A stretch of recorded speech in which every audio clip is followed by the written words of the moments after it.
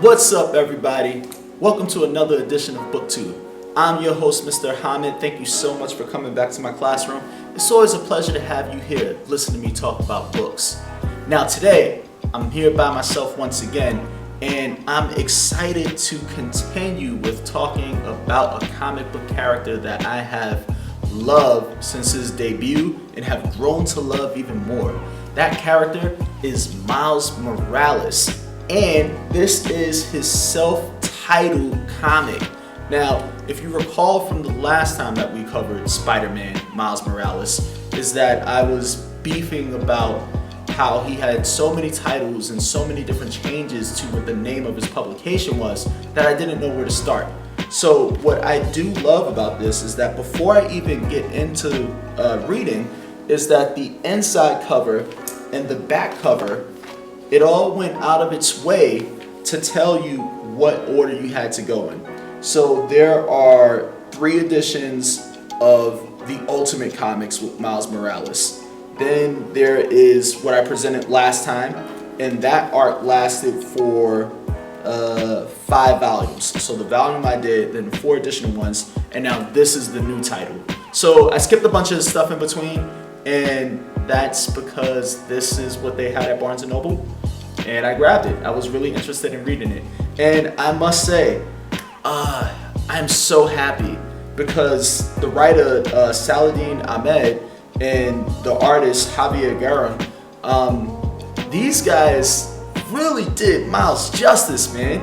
Like, I know I was gushing over what Miles' hair looked like when Sarah Pacelli drew it, but this art, if I could just take a moment to show you the waves on this kid. I just want to find the perfect picture, but he looks so good. Almost makes me want to get waves, but you know what? That's a lot of high maintenance, and I kind of just like my curls.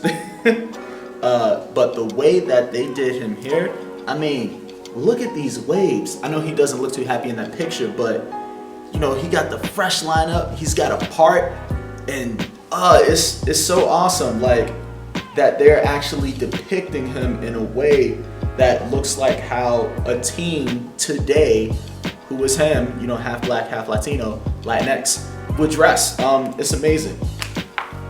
Now, one thing that I find so interesting right now that Miles has been out for a number of years is that the writers are really finding his voice.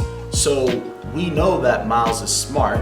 You know, he goes to that charter school in his college prep, and he excels in his coursework despite missing class to be Spider-Man. But what I liked in this is that there's a great balance of him, you know, using slang and superhero talk, and then academic speech, you know, depending on what setting he's in. And for me, I'm just trying to find what he would sound like, because I'm hearing Shamik's voice in my head from Into the Spider-Verse. You gotta say I love you back. Dad, are you serious? I wanna hear it. Look at this place. Dad, I love you. Dad, I love you. That's a copy. But as he's aging up, because he's older now in this, is that he's gonna sound different. And it shows just based off of how he's drawn and how he's carrying himself. And this is a big jump for the character. I love that he changed.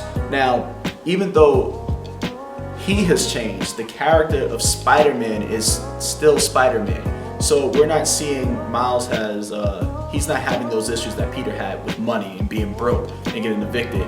But you know, he is juggling school and relationships and having a secret identity. But the thing that I like most about this, so in this book, there's this whole section that he has with Rhino, you know, which is really cute.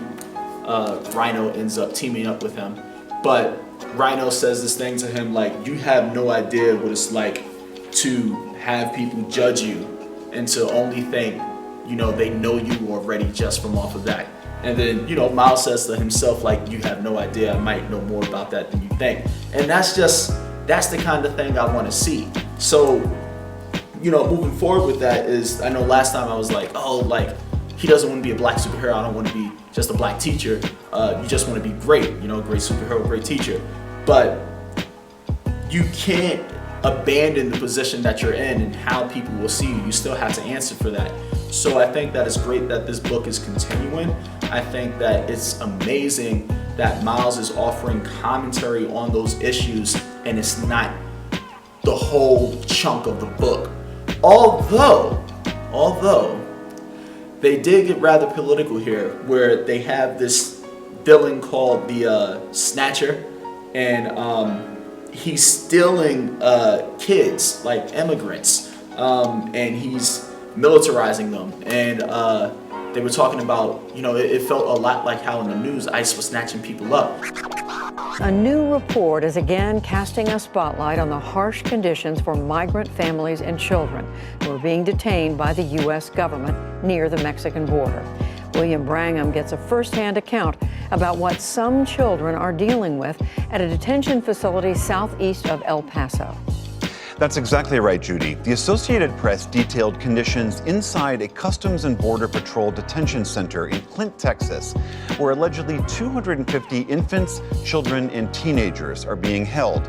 According to the AP, there's not adequate food, water, or sanitation inside.